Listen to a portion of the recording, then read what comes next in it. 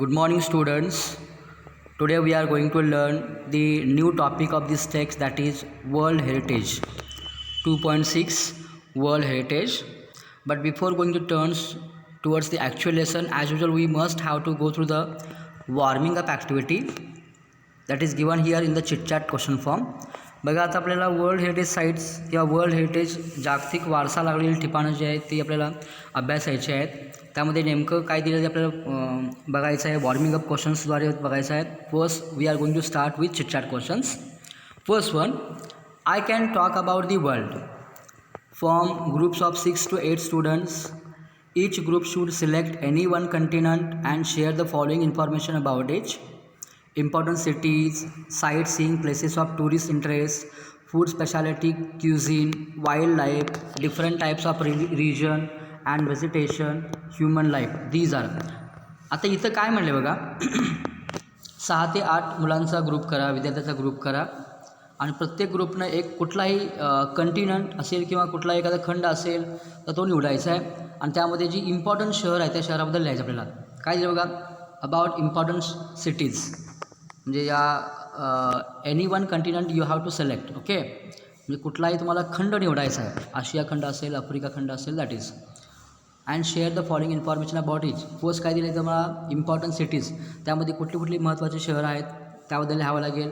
त्यानंतर site seeing places of tourist interest, पर्यटन स्थळं जी आहेत की जी बघण्यासारखी आहेत, अशी फेमस पर्यटन स्थळं कुठली आहेत त्याबद्दल लिहायचं आहे. त्यानंतर फूड स्पेशालिटी और क्युझिन. क्युझिन म्हणजे काय, स्वयंपाकाची पद्धत, तिथला स्वयंपाक, तिथली फूड स्पेशालिटी काय आहे, स्वयंपाक कसा असतो त्याबद्दल लिहावं लागेल. त्यानंतर वाईल्ड लाईफ, वन्यजीव तिथलं जे आहे वन्यजीवन त्याबद्दल लिहावं लागेल. त्यानंतर different types of region and vegetation, म्हणजे अनेक प्रकारचे जे काही प्रदेश आहेत किंवा जो वनविभाग आहे तो त्याबद्दल तुम्हाला लिहावं लागेल. अँड ह्युमन लाईफ, आणि मानवी जीवन तिथलं जे आहे याबद्दल तुम्हाला लिहावं लागेल. पुढं काय म्हणलं बघा, now each group representative from the previously form groups should narrate the information to the class using proper attractive sentences. आणि जो कोण रिप्रेझेंटेटिव्ह असेल तो काय करेल, तुम्ही जे काही इन्फॉर्मेशन लिहिलेलं आहे ती सगळी तो तुम्हाला सगळ्या वर्गासमोर वाचून दाखवेल. ओके. त्यानंतर सेकंड क्वेश्चन काय दिला बघा, using prepare a travel brochure or leaflet of your native place or any town or historical place or hill station to attract tourists using the points below. आता इथं काही पॉईंट्स दिलेले आहेत. With the help of the given points we have to write a leaflet. Leaflet म्हणजे काय करायचं की तुम्ही एखाद्या ठिकाणी भेट दिलेली आहे त्या ठिकाणाचं वर्णन करायचं आहे दिलेल्या पॉईंट्सच्या आधारे. आता इथं पॉईंट्स कुठले दिले बघा, फर्स्ट पॉईंट कुठला दिला आहे, नियरेस्ट रेल्वे स्टेशन. आता इथं जवळचं रेल्वे स्टेशन कुठलं आहे ते लिहावं लागेल तुम्हाला. म्हणजे ज्या ठिकाणी तुम्ही ज्या प्लेसला, ज्या पर्यटन स्थळाला तुम्ही भेट दिली त्या ठिकाणाचं आपण वर्णन करतो आहे, ते ठिकाण तुमच्या गावापासून किती लांब आहे किंवा तिथून जवळचं रेल्वे स्टेशन कुठलं आहे ते तुम्ही इथं लिहू शकता. त्यानंतर नियरेस्ट एअरपोर्ट कुठं आहे, ते किती लांब आहे, किती अंतरावरती आहे, कुठलं आहे ते तुम्ही इथं मेन्शन करू शकता. नियरेस्ट बस स्टँडसुद्धा जवळचं कुठलं आहे ते सुद्धा तुम्ही आपण इथं मेन्शन करू शकतो. त्यानंतर टॉप 5 स्पॉट्स टू व्हिजिट, त्या ठिकाणी असलेले 5 कुठली पर्यटन स्थळं आहेत की जी व्हिजिट करण्यायोग्य आहेत, भेट देण्यायोग्य आहेत, अशी कुठली 5 स्पॉट्स सांगायचे आहेत या ठिकाणी. त्यानंतर special features of the spots, या ठिकाणांची जी काही खास वैशिष्ट्ये आहेत, म्हणजे काही पर्यटन स्थळं किंवा काही ठिकाणं फेमस आहेत याबद्दल तो सुद्धा तुम्हाला वर्णन करावे लागेल. ओके. तर तुम्हाला हा 5 प्रकारसुद्धा क्वेश्चन विचारू शकतात की एखाद्या ठिकाणाची लिपलीट तयार करा. ओके. त्यानंतर बघा नेक्स्ट पुढं अजून दिलेलं आहे, have fun, entertainment, mouth watering, cuisine. इथं बघा तिथं एंटरटेनिंग प्लेसेस कुठले आहेत, करमणुकीचे ठिकाणं कुठली आहेत हे मेन्शन करावं लागेल. माउथ वॉटरिंग स्पेशल क्युझिन, म्हणजे तोंडाला पाणी आणणारं किंवा विशेष असं खाद्यपदार्थ कुठले आहेत, स्वयंपाक कसा आहेत हे लावावं लागेल. आणि other near by site seeing spots, आणि इतर जे काय आहे की जी बघण्यासारखी ठिकाणं आहेत आसपासला असणारी तीसुद्धा इथं तुम्हाला मेन्शन करावी लागतील. Okay. Happy journey, contact number दिलेला आहे. तर अशा प्रकारचे तुम्हाला ॲड असेल. Now we are going to turn towards the actual lesson world heritage. बघा इथं आता आपल्याला काही चित्र दिसतात बघा, काही पिक्चर्स दाखवलेले आहेत. 4 पिक्चर्स आहेत. त्यावर आता ही ठिकाणं नेमकी असं काय असणार आहे सांगा, वर्ल्ड हेरिटेज साईट्स असणार आहेत नक्कीच, कारण ही जागतिक वारसा लाभलेली ठिकाणं असणार आहेत. आता ही जागतिक वारसा लाभलेली ठिकाणं कशी निश्चित करतात, ते कोण डिटरमाइन करतं, हे सगळं पुढं दिलेलं आहे. बघा लक्ष द्या. A World Heritage Site is a site determined by the United Nations Educational, Scientific and Cultural Organization, that is UNESCO, to have significant cultural or natural importance to humanity. आता इथं बघा UNESCO, the word UNESCO means what? UNESCO means United Nations Educational, Scientific and Cultural Organization. युनेस्कोचा long form दिलेला इथं united nations educational, scientific and cultural organisation, that is called UNESCO. तर इथं काय म्हटलं आहे बघा, युनेस्कोनं जे निर्धारित केलेले जे काही साईट्स आहेत किंवा वर्ल्ड हेरिटेज साईट ज्या आहेत तर त्या मानवतेच्या दृष्टीनं त्याला एक सांस्कृतिक किंवा नैसर्गिक असं महत्त्व आहे, त्याला एक वारसा लाभलेला आहे. बघा युनेस्कोनं ही जी ठरवलेली जी काही ठिकाणं आहेत किंवा निश्चित केलेली जी ठिकाणं आहेत या ठिकाणांना एक वेगळ्या प्रकारचा एक वारसा लाभलेला आहे आणि त्यामुळे ही मानवाच्या दृष्टीनं त्यांना एक सांस्कृतिक किंवा नैसर्गिक वारसा लाभलेली ठिकाणं आहेत, त्यामुळे त्याला अशा प्रकारचं महत्त्व आहे आणि त्यामुळे ही ठिकाणं ही ठिकाणं निर्धारित करायचा प्रयत्न कोणी केलेला आहे किंवा निर्धारित कोणी केलेले आहेत? युनेस्कोनं. ओके, म्हणजे UNESCO had determined these sites, world heritage sites. Okay, those have significant cultural or natural importance to humanity. म्हणजे मानवाच्या दृष्टीनं त्याला कसं महत्त्व आहे? सांस्कृतिक महत्त्व आहे किंवा नैसर्गिक सुद्धा महत्त्व आहे.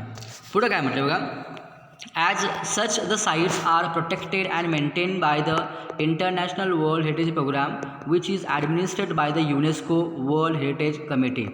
बघा, such the sites are protected. आता या ज्या साईट्स आहेत किंवा ही जी ठिकाणं आहेत, कुठली ठिकाणं? नैसर्गिक किंवा सांस्कृतिक वारसा लाभलेली ठिकाणं किंवा जागतिक वारसा लाभलेली ठिकाणं जी आहेत, these sites are protected and maintain by the international world heritage programme. आता ही ठिकाणं आहेत, ही ठिकाणं या ठिकाणांना संरक्षण द्यायचं काम किंवा ही सगळी ठिकाणं मेंटेन करायचं काम कोण करते? तर international world heritage programme, international world heritage programme which is administered by the UNESCO world heritage committee. म्हणजे युनेस्कोची वर्ल्ड हेरिटेज कमिटी आहे, वर्ल्ड हेरिटेज कमिटी. तर त्या कमिटीनं या लोकांना किंवा इंटरनॅशनल वर्ल्ड हेरिटेज प्रोग्राम जो आयोजित केला होता तो कशाकरता आयोजित केला? तर याच साईट्स प्रोटेक्ट करण्यासाठी किंवा मेंटेन करण्यासाठी. बघा, म्हणजे ही ठिकाणं जी आहेत जागतिक वारसा लाभलेली ठिकाणं यांना संरक्षण देण्यासाठी, ही ठिकाणं अबाधित ठेवण्यासाठी वर्ल्ड हेरिटेज कमिटीनं इंटरनॅशनल वर्ल्ड हेरिटेज प्रोग्राम आयोजित केला. Okay, because world heritage sites are places that are significant culturally and naturally, that vary in type and include forest, lakes, monuments, buildings and cities. बघा, कारण ही जी ठिकाणं आहेत कुठलीही जागतिक वारसा लाभलेली ठिकाणं, these are such places that are importance, they are very much important culturally, naturally. म्हणजे ही ठिकाणं सांस्कृतिकदृष्ट्या किंवा नैसर्गिकदृष्ट्या खूप महत्त्वाची, त्याला महत्त्व आहे. That vary in type, vary for different in type and include forest, lake, monuments, buildings and cities. आता अशी ठिकाणं म्हणजे कुठली ठिकाणं आहेत, यामध्ये काय काय इन्क्लूड आहे, कशा समावेश आहे? तर त्यामध्ये काय काय आहे बघा, तुम्हाला हे वेबला विचारतील की कुठल्या गोष्टी या साईटमध्ये इन्क्लूड आहेत. तर त्या बघा, forest, lakes, monuments, buildings, cities. म्हणजे त्यामध्ये जंगलं आहेत किंवा सरोवर आहेत, काही मॉन्युमेंट्स आहेत, बिल्डिंग्स आहेत, इमारती आहेत, काही शहरं आहेत. तर या सगळ्या गोष्टी या वर्ल्ड हेरिटेज साईट्समध्ये इन्क्लूड आहेत. हेरिटेज म्हणजेच काय बघा, इथे दिलेलं आहे that which is valued because of historical, natural, cultural importance. म्हणजे असं ठिकाण की जे ऐतिहासिकदृष्ट्या, नैसर्गिकदृष्ट्या किंवा सांस्कृतिकदृष्ट्या त्याला एक वारसा लाभलेला आहे, महत्त्वाचं ठिकाण आहे, त्याला इथे काय म्हणतो आपण? हेरिटेज. ओके, आता तुमच्या लक्षात आलं की ही ठिकाणं जे आहेत ते ठिकाणं म्हणजे कुठले आहेत? तर फॉरेस्ट आहे, लेक्स आहे, मॉन्युमेंट्स आहे, बिल्डिंग्स आणि सिटीज आहेत. ओके, लक्षात आलं? मॉन्युमेंट्स म्हणजे काय? स्मारकं. त्यानंतर बघा काय दिलं आहे, world heritage sites can also be a combination of both cultural and natural areas. तर इथं सांस्कृतिक आणि नैसर्गिक क्षेत्रांचं एक मिक्सचर म्हणतो आपण त्याला, कॉम्बिनेशन. म्हणजेच हे काय आहे की या वर्ल्ड हेरिटेज साईट्स आहेत. बघा, याच ही जागतिक वारसा लाभलेली ठिकाणं जी आहेत, ही ठिकाणामध्ये सांस्कृतिक वारसा लाभलेली ठिकाणं वेगळी आहेत आणि नैसर्गिक वारसा लाभलेली ठिकाणंसुद्धा वेगळी आहेत. म्हणजे त्याचे 2 पार्ट आहेत, त्याचे ॲक्च्युली 3 पार्ट आहेत. म्हणजे सांस्कृतिक वारसा लाभलेली ठिकाणे, त्यानंतर नैसर्गिक वारसा लाभलेली ठिकाणे आणि दुसरी इन्क्लुडिंग बोथ, म्हणजे मिक्स आहेत. म्हणजे cultural as well as natural. For example, mount Huangshan in China is a site with significance to human culture because it played a role in the historical Chinese art and literature. आता इथे एक example दिलं आहे बघा की जे world heritage साईटचं example आहे, mount हुयांगशन in China. चायनामध्ये एक माउंट हुयांगशन नावाचा माउंट आहे किंवा पर्वत असेल, तर तो या जागतिक वारसा लाभलेल्या ठिकाणामध्ये येतो. It is a site with significance to human culture because it played a role in historical Chinese art and literature. बघा, कारण यामध्ये चायनीज ऐतिहासिक कला आणि साहित्याचा उल्लेख केलेला आहे किंवा त्याचं दर्शन घडून येतं. बघा, म्हणजे माउंट हुयांगशन चायनामध्ये जो आहे तो फेमस आहे, त्यामध्ये मानवी संस्कृतीचं महत्त्व दिसून येतं. आणि दुसरी गोष्ट म्हणजे काय की यामध्ये चायनीज ऐतिहासिक कला असतील किंवा साहित्याचं जे दर्शन आहे ते दर्शन इथं घडून येतं असं म्हटलेलं आहे. त्यानंतर the mountain is also significant because of its physical landscape characteristics. Characteristics म्हणजे काय तर दिलं बघा, डिस्टिंग्विशिंग फीचर्स ऑर क्वालिटीज, म्हणजे वैशिष्ट्ये म्हणतो आपण, विविध अशी वैशिष्ट्ये. The mountain is also important or significant. हा माउंटन जो आहे, कुठला माउंटन सांगितला, माउंट हुयांगशन इन चायना, तर हा पर्वत जो आहे तो त्याला खूप मोठं महत्त्व आहे. कारण because of its physical landscape characteristics, म्हणजे त्याच्या नैसर्गिक प्रदेशीय वैशिष्ट्यामुळे सुद्धा तो नावाजलेला, त्याला विशेष असं महत्त्व आलेलं आहे. पुढं काय म्हटलं का, history of world heritage sites. याच जागतिक वारसा लाभलेल्या ठिकाणांचा इतिहास तो आपल्याला बघायचा आहे. Although the idea of protecting cultural and natural heritage sites around the world began in the early 20th century, momentum for its actual creation was not until the 1950s. बघा काय म्हटले, जरी ही सांस्कृतिक किंवा हे नैसर्गिक वारसा लाभलेली ठिकाणं जी आहेत ही जपण्याची कला ही अगदी 20व्या शतकात जरी सुरू झाली असली तरीसुद्धा त्याला नेमकी गती कधी प्राप्त झालेली आहे, मोमेंटम त्याला म्हणतो आपण. मोमेंटम म्हणजे गती, म्हणजे actual creation was not until the 1950s, म्हणजे 1950पर्यंत त्याला गतीच नव्हती असं म्हटलेलं आहे. बघा, म्हणजे अगदी सुरुवात झाली आहे बरोबर 20व्या शतकामध्ये, म्हणजे 1900ला सुरुवात झाली आहे, म्हणजे 50 वर्षे त्याला गती आलेलीच नाही आहे. 1950पर्यंत त्याला मोमेंटच नाही आहे, म्हणजे ॲक्च्युली सुरुवात झाली आहे की 20व्या शतकामध्ये, पण 1950पर्यंत या गोष्टीला अजिबात गतीच नव्हती. म्हणजे जरी सांस्कृतिक नैसर्गिक वारसा लाभलेली जी ठिकाणं आहे किंवा ही जपण्याची जी कल्पना आहे ही 20व्या शतकात जरी सुरू झाली असली तरीसुद्धा 19व्या किंवा 1950पर्यंत त्याला अजिबात गतीच आली नव्हती असं इथं म्हटलेलं आहे. त्यानंतर बघा, in 1954 Egypt started plans to build the Aswan High Dam to collect and control water from the Nile River. त्यानंतर 1954ला इजिप्तनं काय केलं की नाईल नदी जी आहे, आपण यापूर्वी ऐकून आहे, तर नाईल नदीचं पाणी रोखण्यासाठी इजिप्तनं काय केलं की अस्वल हाय डॅम बांधायचा प्लॅन केला. Egypt started plans to build the Aswan high dam to collect and control water from the Nile river. म्हणजे त्या नाईल रिव्हरचे किंवा नाईल नदीचं पाणी रोखण्यासाठी, अडवण्यासाठी, कंट्रोल करण्यासाठी याच इजिप्त 1954मध्ये अस्वन हाय डॅम याच नाईल रिव्हरवरती बांधायचं ठरवलं.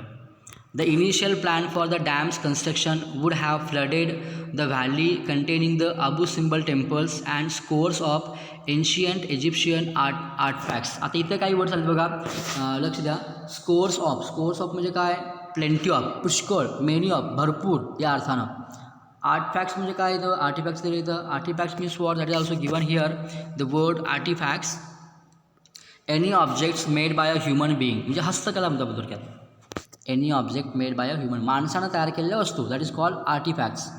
ओके, मानवी वस्तू या अर्थानं. तर काय म्हणते बघा, the initial plan for the dam's construction would have flooded the valley containing the Abu Simbel temples and scores of ancient Egyptian artefact. सुरुवातीला आता हे नाईल नदीवरती अस्वन हाय डॅम बांधायचं ठरलं, पण त्या ठिकाणी काही गोष्टी अडचणीच्या होत्या. आता कुठल्या गोष्टी अडचणी होत्या बघा, कारण हे डॅमचं कन्स्ट्रक्शन ज्या ठिकाणी करायचं होतं त्या ठिकाणी एक डोंगरदऱ्यांचा भाग होता, त्याला व्हॅली म्हटले. त्या ठिकाणी एक अबू सिम्बल टेम्पल्स होतं. बघायचं दिले, कुठलं टेम्पल होतं, Abu Simbel temples and scores of ancient Egyptian artefacts, आणि अशा पुष्कळ अशा इजिप्तच्या प्राचीन अशा हस्तकला त्या ठिकाणी होत्या. बघा, मानवी लोकांनी किंवा मानवनिर्मित ज्या वस्तू असतील त्याला आर्टिफॅक्ट म्हणतो आपण, तर त्यासुद्धा त्या ठिकाणी होत्या. आणि त्यामुळं थोडीशी अडचण होती. त्या ठिकाणी अडचण का होती सांगा? अस्वल हा डॅम बांधण्यासाठी एक तर पहिली गोष्ट म्हणजे डोंगरदऱ्याचा भाग होता, त्यामध्ये अबू सिम्बल टेम्पल होतं. आणि दुसरी गोष्ट म्हणजे काय की प्राचीन इजिप्तमधल्या ज्या काही मानवनिर्मित वस्तू होत्या त्यासुद्धा त्या ठिकाणी होत्या. Okay. To protect the temples and artefacts, UNESCO launched an international campaign in 1959 that called for the dismantling and movement of the temples to higher ground. To protect the temples and artefacts. तर इथं हे मंदिर असेल, कुठलं temple, Abu Simbel temple किंवा इतर ज्या मानवनिर्मित वस्तू असतील ज्या प्राचीन इजिप्तमधल्या असतील, तर या प्रोटेक्ट करण्यासाठी, याचं रक्षण करण्यासाठी UNESCO launch and international campaign in 1959. 1959मध्ये याच युनेस्कोनं एक मोहीम आखली, एक आंतरराष्ट्रीय मोहीम आखलेली आहे. कशाकरता? तर to give protection to temples as well as artefacts. म्हणजे याच टेम्पल्सना किंवा मानवनिर्मित वस्तूंना प्रोटेक्शन देण्यासाठी किंवा संरक्षण देण्यासाठी युनेस्कोनं एक आंतरराष्ट्रीय कॅम्पेन किंवा मोहीम आखलेली आहे. कधी? 1959ला. That call for the dismantling the and movement of the temples to higher ground. Dismantling, जो डिसमॅन्टलिंग मीन्स वॉट? डिसअसेंबलिंग और पुलिंग डाऊन. डिसअसेंबलिंग और पुलिंग डाऊन म्हणजे संपुष्टात आणणे, थोडक्यात वेगळे करणे. तर इथं हे संपुष्टात आणण्यासाठी किंवा वेगळे करण्यासाठी उच्च स्तरावरती मंदिर बचाव चळवळ, टेम्पल झाला म्हणतो आपण, हे या युनेस्कोनं ही मोहीम आखलेली आहे. अगदी उच्च स्तरावरती मंदिर बचाव चळवळ ही, तर movement of temples to higher ground. Higher ground म्हणजे काय? उच्च स्तरावरती, वरच्या पातळीवरती येऊन त्यांनी ही मोहीम आखलेली आहे.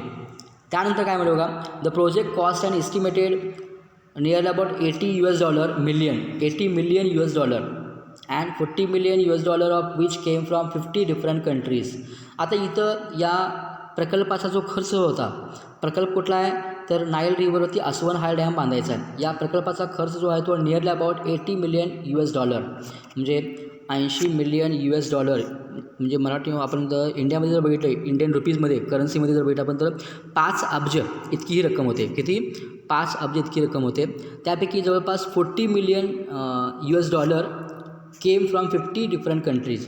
म्हणजे 50 वेगवेगळ्या देशाकडून थोडीशी मदतसुद्धा मिळाली. नियरली अबाउट $40 million, म्हणजे जवळपास 2.5 अब्ज, 2.5 अब्ज जर म्हणतो आपण, तर इतकी मदत आहे इतर 50 देशाकडून त्याला मिळालेली आहे. म्हणजे खर्च होता किती? $80 million. बरोबर. निम्मा खर्च जो आहे तो, निम्मा खर्च बाहेरच्या लोकांकडून किंवा बाहेरच्या कंट्रीजकडून ॲज अ हेल्प म्हणून तो मिळालेला आहे. 50 डिफरंट कंट्रीजकडून. Because of the project success, UNESCO and the international council on monuments and sites initiated a draft convention to create and international organisation responsible for protecting cultural heritage. बघा पुन्हा काय म्हटलं बघा, बिकॉज ऑफ म्हणजे the project success, म्हणजे या प्रकल्पाला यश आलं आणि या प्रकल्पाच्या यशामुळं युनेस्कोनं काय केलं? UNESCO and the international council on monuments, म्हणजे युनेस्को तर आहेच, त्याचबरोबर आंतरराष्ट्रीय एक मसुदा समिती आहे, आंतरराष्ट्रीय परिषदेने एक मसुदा समिती तयार केली आणि त्या समितीद्वारे एक अधिवेशन काढलं गेलं. त्याला ड्राफ्ट कन्व्हेन्शन असं म्हणतो. Initiated draft convention to create and international organisation responsible for protecting cultural and heritage. बघा, म्हणजे सांस्कृतिक वारसा हा जपण्यासाठी एक आंतरराष्ट्रीय संघटना तयार करावी, यासाठी हे एक अधिवेशन सुरू केले, अधिवेशनाला सुरुवात केली. बघा, म्हणजे आंतरराष्ट्रीय स्तरावरती सांस्कृतिक वारसा जपण्यासाठी एक आंतरराष्ट्रीय संघटना तयार करावी असं यांना वाटलं, युनेस्कोला वाटलं, आणि त्यासाठी एक अधिवेशनसुद्धा तयार केलेलं आहे. त्याला संमतीसुद्धा मिळालेली आहे. ओके. तर इथंपर्यंतचा पार्ट आपल्याला बघायचा आहे. नेक्स्ट पार्ट जो आहे तो आपल्याला उद्याच्या लेक्चरमध्ये बघायचं आहे. बघा, आता आपण काय काय बघितलं, तर आपण वारसा, नैसर्गिक किंवा सांस्कृतिक वारसा लाभलेली ठिकाणे जे आहेत ती बघत होतो. तर त्यामध्ये हे निश्चित करण्याचं किंवा हे निर्धारित करण्याचं काम कोण करतं आहे? World heritage sites. ओके. म्हणजे युनेस्को हे सगळं निश्चित करतं आहे. म्हणजे अशा प्रकारची महत्त्वाची सांस्कृतिक किंवा नैसर्गिक जी ज्यांना महत्त्व आहे त्या ठिकाणांना ज्या महत्त्व आहे त्या अशा ठिकाणांचं निवडण्याची जी काही एकमेव कामगिरी आहे ती कामगिरी कोणाकडे आहे? युनेस्कोला आहे. तर त्यासाठी युनेस्को काय करते की आपण यापूर्वी बघितलं की वर्ल्ड हेरिटेज कमिटी जी आहे तर ते वर्ल्ड हेरिटेज कमिटी एक वर्ल्ड हेरिटेज प्रोग्राम नावाचा आहे, इंटरनॅशनल वर्ल्ड हेरिटेज प्रोग्राम, याच्याद्वारे म्हणजे आंतरराष्ट्रीय जागतिक वारसा कार्यक्रमाद्वारे ते काय करते की अशा प्रकारची ठिकाणं निर्धारित करायचा प्रयत्न करते. कारण ही जी ठिकाणं आहेत ही ठिकाणं कशी आहेत, त्याला सांस्कृतिक वारसा आहे किंवा ती नॅचरलसुद्धा त्याला एक सिग्निफिकन्स आहे किंवा महत्त्व आहे. त्यानंतर ही ठिकाणं, या ठिकाणामध्ये आपण काय काय बघितलं की कुठली कुठली ठिकाणं यामध्ये इन्क्लूड आहेत, तर फॉरेस्ट आहे, लेक्स आहेत, मॉन्युमेंट्स आहेत, बिल्डिंग्ज आहेत किंवा साईट्स आहेत, म्हणजे जंगलं आहेत, सरोवरं, स्मारकं किंवा इमारती किंवा वेगवेगळी शहरं यामध्ये ही ठिकाणं आहेत.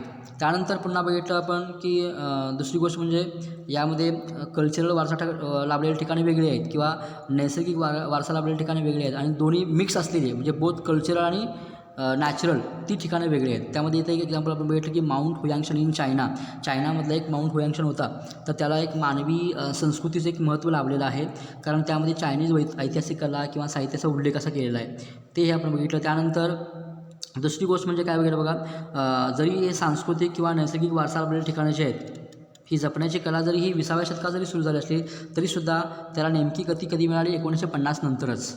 आणि दुसरी गोष्ट म्हणजे काय आपण बघितलं की 1954मध्ये इजिप्तनं नाईल नदीचं पाणी रोखण्यासाठी किंवा अडवण्यासाठी कलेक्ट करण्यासाठी त्याने एक आस्वन हाय डॅम या नाईल नदीवरती बांधायचा प्लॅन केला.